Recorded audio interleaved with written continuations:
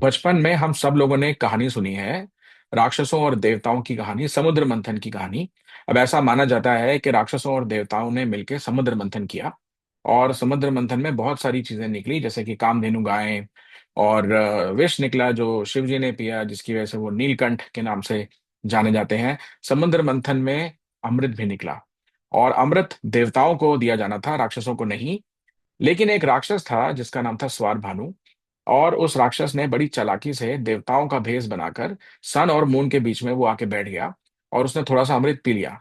लेकिन सन और मून को जब ये समझ में आया तो उन्होंने तुरंत उसको विष्णु जी को बताया और विष्णु जी ने सुदर्शन चक्र से उसके दो टुकड़े कर दिए। अब उसका जो सर था वो राहु बन गया और जो उसका धड़ था वो केतु बन गया। अब ये कहानी कितनी सच है कितनी झूठ है ये नहीं पता, लेकिन एक चीज ये है कि हमने देखा है हिंदुइज्म में, हमारे कल्चर में बहुत सारी जो लेसन्स हैं और लर्निंग्स हैं वो कहानियों के तौर पे ही जनरेशन से पास ऑन होती हैं। एक नॉर्मल फैक्ट को याद रखना मुश्किल है, इसलिए वो कहानियों के तौर में बताया जाता है। ऐसी एक और कहानी है कि चंद्रमा की 27 रानियां हैं और वो सारी रानियों के पास जाता है, लेकिन उसकी जो फेवरेट रानी है वो रोहिणी है। अब इसका एस्ट्रोनॉमिकल एक्सप्लेनेशन ये है कि 27 नक्षत्र होते हैं 12 राशियों में, और चंद्रमा इन 27 नक्षत्रों का पूरा चक्कर जो है 30 दिन में लगाता है। और चंद्रमा रोहिणी नक्षत्र में एग्जॉल्टेड होता है क्योंकि इन दोनों का नेचर, एलिमेंट और कैरेक्टरिस्टिक्स मैच करते हैं। Moon is the strongest in Rohini नक्षत्र जो टॉरस राशि में पड़ता है। अब अगर ये किसी को नॉर्मली बताया जाएगा तो उसको याद नहीं रहेगा, लेकिन अगर हम उसको बोलेंगे कि चंद्रमा की 27 रानियां हैं और रोहिणी उसकी सबसे फेवरेट है, वो याद रहता है। तो हमारे कल्चर में कहानियों के थ्रू ही हम चीजों को, जनरेशन्स को ये नॉलेज पास करते हैं। Coming back to the topic of Rahu and Ketu. अब राहु सर है और केतु धड़ है। अब इसका जो एस्ट्रोनॉमिकल एक्सप्लेनेशन है वो ये है कि अर्थ का एक ऑर्बिट है, अर्थ सन के आसपास चक्कर लगाती है, और मून का एक ऑर्बिट है, मून अर्थ के आसपास चक्कर लगाता है। दो पॉइंट्स हैं जहां पर ये ऑर्बिट्स इंटरसेक्ट करते हैं। तो उसकी जो नॉर्थ नोड है वो राहु है और साउथ नोड है वो केतु है। तो इसका मतलब ये है कि राहु और केतु शैडोज हैं, वो नोड्स हैं। वो हेवनली बॉडीज नहीं है, वो रॉक नहीं है, जैसे मार्स रॉक है, मरकरी रॉक है, वीनस रॉक है। राहु और केतु रॉक नहीं है, वो शैडोज हैं, लेकिन वो स्ट्रॉन्ग एनर्जी फील्ड्स हैं, स्ट्रॉन्ग एनर्जी पॉइंट्स हैं, और इसलिए वो हमारी लाइफ पे इम्पैक्ट डालते हैं। इसलिए इंडियन एस्ट्रोलॉजी में राहु और केतु को बहुत ज्यादा महत्व दिया गया है। इंडियन एस्ट्रोलॉजी में जो हमें विजडम मिलता है वो एक क्रिप्टिक वे में मिलता है। ये सारा जो सिस्टम है, सोलर सिस्टम, प्लैनेट्स, उनका मूवमेंट्स, ये एक कोड है, एक एल्गोरिथम है, ये क्रिप्टिक मैसेजेस हैं जो हमें डिकोड करने पड़ते हैं। इसमें सिग्निफिकेटर्स हैं, एलिमेंट्स हैं। अब जैसे फॉर एग्जांपल सन जो है वो राजा का सिग्निफिकेटर है, क्योंकि सन तो सोलर सिस्टम का राजा है, वो सेंटर में है और सारे प्लैनेट्स उसका चक्कर लगाते हैं। तो सन को जब हम हॉरोस्कोप में देखते हैं तो हम उसको राजा से कंपेयर करते हैं। देश का राजा सन है। आपकी जॉब में जो आपका बॉस है, आपका सीईओ है, वो सन है। सन लाइफ गिवर है। सन से अर्थ पे फोटोसिंथेसिस होता है, क्रॉप्स उगती हैं और लाइफ चलती है, इसलिए सन लाइफ गिवर है। सो फादर भी सन से इक्वेट होता है, बिकॉज फादर भी लाइफ देते हैं, फादर आपको जन्म देते हैं। तो ये सिग्निफिकेटर हो गया सन का। इसी तरह से सारे प्लैनेट्स के सिग्निफिकेटर होते हैं, और राहु और केतु के भी सिग्निफिकेटर हैं। हालांकि वो शैडोज हैं, लेकिन राहु और केतु के सिग्निफिकेटर क्या है? अब इसको क्रिप्टिक मैसेज को कैसे डिकोड करेंगे? राहु छाया है, वो नोड है, उसकी अपनी कोई बॉडी नहीं है। तो राहु रिप्रेजेंट करता है ऐसी चीजों को जो दिखती नहीं है लेकिन पावरफुल है और इम्पैक्ट डालती हैं। और वो गवर्नमेंट को हमेशा ट्रबल करता है, क्योंकि राहु और केतु सन और मून को ट्रबल करते हैं। एज पर द स्टोरी, राक्षस को सन और मून ने एक्सपोज किया था। राहु गवर्नमेंट को तंग करता है, सन को तंग करता है, तो इस लॉजिक से राहु राहु रिप्रेजेंट करता है अंडरवर्ल्ड, माफिया। दाऊद इब्राहिम राहु है, वो गैंगस्टर है, वो अंडरवर्ल्ड का पार्ट है, गवर्नमेंट को बहुत परेशान किया, कभी पकड़े जाते हैं लोग, कभी नहीं पकड़े जाते हैं। अब अगर दाऊद इब्राहिम मेरा दोस्त है तो मुझे माला माल कर देगा। सिमिलरली अगर राहु आपकी पत्री में अच्छा है तो आपको मटेरियल सक्सेस बहुत देगा। लेकिन अगर दाऊद इब्राहिम से मेरी दुश्मनी है तो वो मुझे एलिमिनेट कर देगा। अब ऐसे ही जुपिटर जो है वो मंदिर का पंडित होता है, मंदिर का पंडित गुरु है, वो जुपिटर है। अगर वो मुझसे खुश हो गया तो मुझे ज्ञान देगा, मुझे आशीर्वाद देगा, मुझे अच्छी बातें सिखाएगा, धर्म का रास्ता दिखाएगा। नाराज हो गया तो ज्यादा से ज्यादा मुझे डांट देगा या एक थप्पड़ मार देगा, गोली तो नहीं मारेगा ना। लेकिन राहु जो है वो स्ट्रांग एनर्जी है, वो डीमन है, eight the end of the day Rahu राक्षस है। वो या तो मालामाल कर देगा या एलिमिनेट कर देगा। राहु का एक और सिग्निफिकेटर है, राहु रिस्क टेकिंग को डिनोट करता है, क्योंकि उस राक्षस ने रिस्क लिया। वो राक्षस होने के बावजूद देवताओं का वेश बना के सन और मून के बीच में जाके बैठ गया। तो रिस्क टेकिंग इज राहु। किसी भी तरह का डेयरिंग काम, breaking the convention, challenge the status quo, all of that is Rahu. Rahu also represents out of caste and out of religion, यानी कि आपसे डिफरेंट, आपसे अलग, क्योंकि राहु अलग है, वो हेवनली बॉडी नहीं है। इंडियन के लिए जर्मन राहु है, जर्मन के लिए इंडियन राहु है। जरूरी नहीं है कि वो अच्छा या बुरा, नहीं बोल रहे हम बता रहे हैं कि राहु सिर्फ डिफरेंट है। एक और चीज है जो दिखाई नहीं देती लेकिन इंपैक्ट डालती है, electricity. Electricity is also Rahu, क्योंकि वो पावरफुल है लेकिन नजर नहीं आती है। हर तरह की इल्यूजन, राहु छाया है, वो इल्यूजन पैदा करता है, दिमाग को क्लाउड कर देता है, थॉट प्रोसेस को खराब करता है। हर तरह की इल्यूजन पैदा करने वाली चीज, ड्रग्स, अल्कोहल, हीरोइन, किसी भी तरह का नशा, is Rahu. Anything unconventional is Rahu. Rebellion nature, standard को फॉलो नहीं करना, चीजों को चैलेंज करना, राहु है। इसी लॉजिक से रॉक स्टार्स इज राहु। अब ये बड़ी एक इंटरेस्टिंग बात है कि रॉक स्टार्स और ड्रग्स का हमेशा से कनेक्शन रहा है। Rock music is also about rebellion, angst, showing that you are unhappy, expressing your dissatisfaction through rock music. All of that is Rahu. लेकिन कितने सारे रॉक स्टार्स हैं जिनका ड्रग से कनेक्शन बन जाता है? ऐसे बहुत सारे एग्जाम्पल्स हैं रॉक स्टार्स के जो ड्रग ओवरडोज की वजह से अर्ली लाइफ में या कम उम्र में ही जिनका डेथ हो गया, ये डेथ हो गई।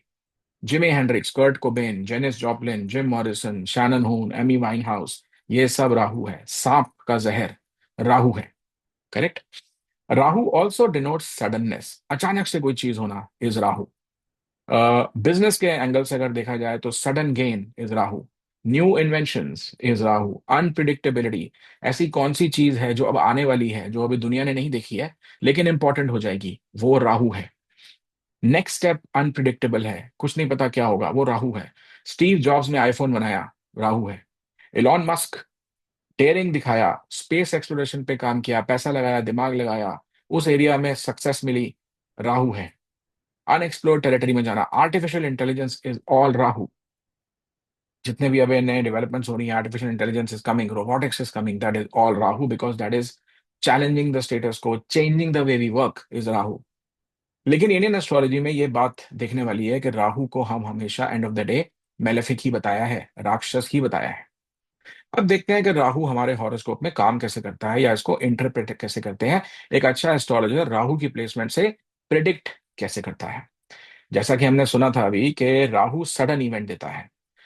अब फर्ज करो कि राहु का कनेक्शन सेवंथ हाउस से बन गया, सेवंथ हाउस मैरिज का है, या तो वो सेवंथ हाउस में प्लेस हो गया या उसको एस्पेक्ट कर रहा है, तो सडन मैरिज दिलाएगा, सडन मैरिज करा देगा, दैट इज राहु। इमीडिएटली कोई इवेंट होगा जो अचानक से हो जाएगा, कल तक नहीं था लेकिन आज हो जाएगा, दैट इज राहु।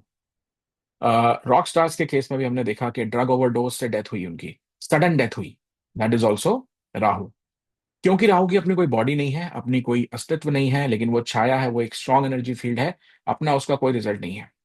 राहु हमेशा उस प्लैनेट का रिजल्ट देता है जिसके वो हाउस में बैठा है, या जो राहु के प्लेसमेंट वाले हाउस का लॉर्ड है, या जो राहु को आस्पेक्ट कर रहा है।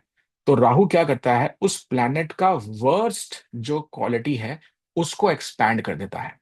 फॉर एग्जाम्पल, अगर राहु सन के साथ बैठ जाएगा तो सन की अच्छी क्वालिटी है लीडरशिप, अच्छी क्वालिटी है डिसीजन मेकिंग, पावर, एक लीडर की तरह सोचना।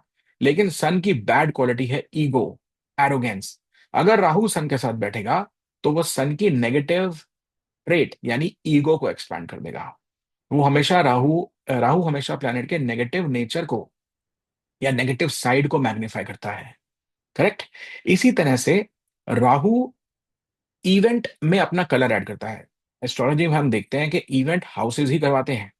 जैसे सिक्स्थ हाउस और टेंथ हाउस मटेरियल सक्सेस और करियर का होता है, तो इवेंट तभी होंगे जब सिक्स्थ और टेंथ हाउस एक्टिवेटेड होंगे।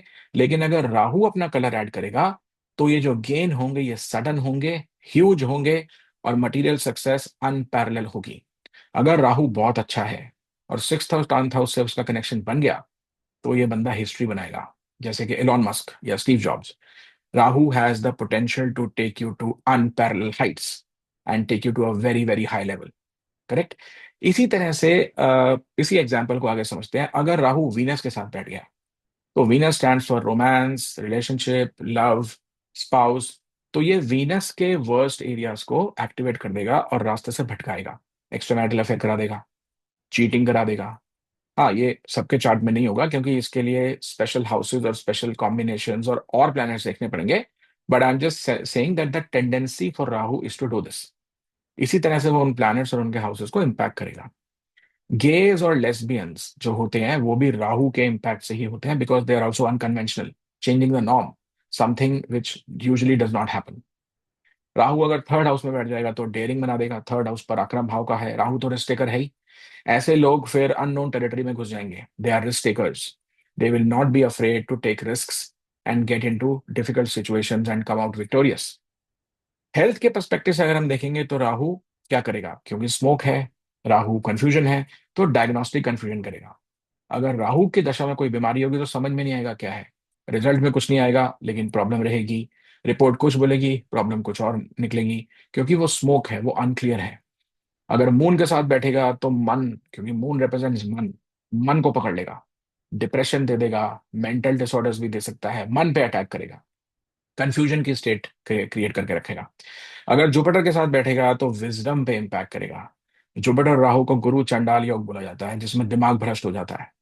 अब ये एक्सट्रीम सिचुएशन में बता रहा हूँ, लेकिन इसके लिए और प्लैनेट्स देखने पड़ेंगे, but this is the potential of Rahu to impact a person life and events. जिन पीरियड्स में राहु की एनर्जी एक्टिवेट होगी, वो अनकंट्रोलेबली इन प्लैनेट्स को एनहांस कर देगा। ये हमेशा एक जैसा नहीं रहेगा, ये ट्रांजिट्स और दशाएं उसमें देखनी पड़ेंगी, इसलिए टोटालिटी में देखना पड़ता है। But Rahu has the potential to do this. Rahu also denotes uncontrolled expansion. ऐसी चीज जो ग्रो कर रही है लेकिन आप उसको कंट्रोल नहीं कर सकते। जैसे कि मैंने बताया, artificial intelligence is Rahu. Artificial intelligence इतना ज्यादा पॉपुलर हो जाएगा, इतनी पावरफुल हो जाएगा कि उसको मैनेज करना मुश्किल हो जाएगा। वो हो सकता है कि ह्यूमन रेस के लिए थ्रेट बन जाए, या उसका अपना एक दिमाग हो, या एक तरह से artificial intelligence takes over the ways of working. All that is also Rahu. ऐसा देखा गया है कि लोग हमेशा मोस्टली एस्ट्रोलॉजर के पास राहु की दशा में ही आते हैं, क्योंकि वो ब्रेन फॉग देता है, वो कंफ्यूजन देता है, डिसीजन मेकिंग नहीं करने देता है। एक तरह से देखा जाए तो वो दिमाग को पकड़ लेता है, और सामने चीज पड़ी है लेकिन आपको नजर नहीं आएगी, ऑब्वियस चीजें आप मिस करोगे, डिसीजन मेकिंग में प्रॉब्लम देता है। एक और कॉन्सेप्ट होता है राहु काल। अब राहु काल क्या होता है? इंडियन एस्ट्रोलॉजी सिस्टम में मुहूर्त का एक कॉन्सेप्ट है, जिसमें हम होरा देखते हैं, यानी हर घंटे को एक प्लैनेट रूल कर रहा है। अब राहु काल क्या है? आपने सनराइज टू सनसेट में आपके प्लेस के हिसाब से, जैसे सनराइज कैलकाटा में अलग टाइम पे होगा, गुजरात में अलग टाइम पे होगा, बिकॉज अर्थ इज रोटेटिंग। तो सनराइज और सनसेट के बीच का जो टाइम है, आप उसको 8 पार्ट्स में डिवाइड करते हो, और एक पार्ट को आप राहु को डेडिकेट कर देते हो कि ये राहु काल है। फॉर एग्जाम्पल, मंडे को सेकंड पार्ट है, ट्यूसडे को सेवंथ पार्ट है, वेडनेसडे को फिफ्थ पार्ट है, एंड सो ऑन। अब इसका ये लॉजिक माना जाता है कि इस टाइम पीरियड को, जो कि 1 सवा घंटे का टाइम पीरियड है, इसको राहु रूल करता है, और इस टाइम पे को नया काम में कुछ शुरुआत नहीं करनी चाहिए। अब ये कॉन्सेप्ट प्रैक्टिकली इतना एप्लीकेबल नहीं है, क्योंकि आप डे टू डे लाइफ में इसको नहीं लगा सकते। अब ऐसा तो नहीं है ना कि आप ऑफिस में और आपकी कोई इंपॉर्टेंट मीटिंग है, और आपको आपके बॉस ने या किसी ने बुलाया और आप बोलोगे नहीं मैं अभी नहीं आ सकता बिकॉज मेरा राहु काल चल रहा है, अभी राहु काल चल रहा है। ऐसा नहीं होता है, प्रैक्टिकली आप नहीं लगा सकते हैं। लेकिन हाँ, ये है कि अगर कोई इंपॉर्टेंट काम करना है, जैसे प्रॉपर्टी के पेपर साइन करने हैं, या नई गाड़ी की डिलीवरी लेनी है, तो आप राहु काल को अवॉइड कर सकते हो। लेकिन मेरे एक्सपीरियंस में ये इतना ज्यादा राहु काल इतना ज्यादा काम नहीं करता है, because this is very cyclical. अब ये वहम की कैटेगरी में आता है मेरे हिसाब से, बिकॉज और वहम का कोई इलाज नहीं है। वहम का सिर्फ एक ही इलाज है, और वो है उससे बड़ा वहम। अगर उससे बड़ा वहम आएगा तो पुराने वहम का इलाज हो जाता है, क्योंकि आप नए वहम में बिजी हो जाते हो। तो ये राहु काल इतना ज्यादा काम नहीं करता है। राहु की रेमेडी क्या है? राहु के लिए कौन सी डेटी या कौन सी शक्ति को हमें इन्वोक करना चाहिए, या राहु को मैनेज करने के लिए कौन से मंत्र या कौन सी पावर की वर्शिप करनी चाहिए? तो उसका जो आंसर है वो है, राहु की जो एनर्जी है वो बेस्ट मैनेज होती है दुर्गा। दुर्गा की भक्ति से, दुर्गा के मंत्र करने से। The deity which is a antidote to Rahu's energy is Durga. तो इसके पीछे भी हमारा हिंदू विजडम है। राक्षसों को किसने मारा था? दुर्गा माने, तो राहु राक्षस है, तो राहु को मैनेज करने के लिए आपको दुर्गा की एनर्जी चाहिए। तो that is how we draw these parallels, and we provide mantras of Durga and chanting of Durga to manage the bad impact of Rahu. In summary, Rahu अच्छा भी है, राहु बुरा भी है, राहु अनकंट्रोल्ड एक्सपेंशन है, राहु गेन भी देता है, राहु प्रॉब्लम्स भी देता है, सक्सेस दे देगा, मटेरियल सक्सेस दे देगा, लेकिन क्या वो spirituality, higher wisdom, good health और एक लार्जर जो the right way of working, धर्म को जिसको बोलते हैं, धर्म को अपहोल्ड करना, क्या राहु वो करता है? वो नहीं करता है। राहु राक्षस है, eight the end of the day it's a malefic. The irony is that we are living in Kali Yuga, which is a time of material success and material gains. तो आज के जमाने में अगर कोई बहुत जल्दी बहुत ज्यादा पैसा कमा लेता है तो हमें अच्छा ही मानते हैं उसको, हम बोलते हैं कि इज वेरी सक्सेसफुल। लेकिन वो राहु है, वो जितनी तेजी से देगा उतनी तेजी से वो ले भी लेता है।